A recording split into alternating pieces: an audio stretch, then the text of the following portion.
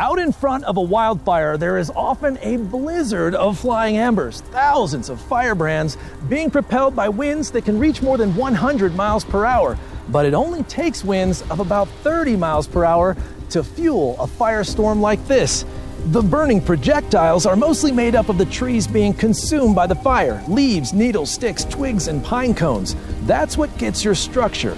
Up to 90% of the homes ignited by wildfire are caused by a firestorm like this.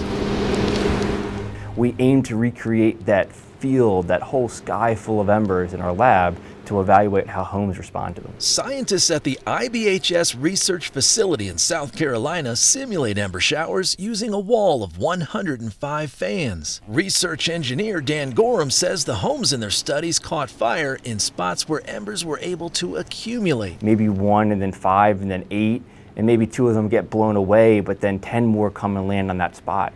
And so this essentially pile of embers start to kind of self-heat and continue to heat, and the accumulation of where the embers accumulate and the fact that they accumulate is what results in that transition to ignition.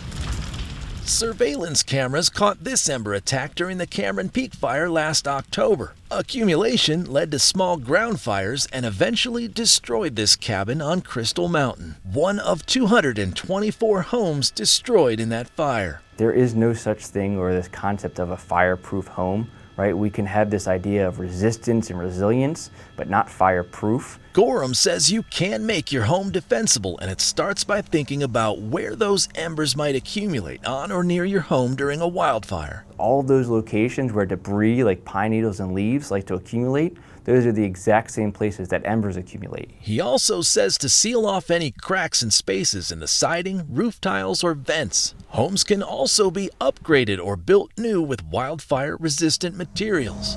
In this experiment, half of a duplex was built with the latest wildfire-resistant methods: rock mulch instead of wood, non-combustible siding, multi-pane windows, and an enclosed eave. It resisted the ember shower while the side with the out-of-date build went up in flames. And to take the research a step further, they teamed up with Headwater Economics on a cost study. They found that building with wildfire-resistant materials in most cases was equal to a traditional build, and in some cases even costs less. And we're always advocating for the use of science as a justification for why we need to build resilient, and also acknowledging that building resilient doesn't have to price people out. Meteorologist Corey Reppenhagen, 9 News.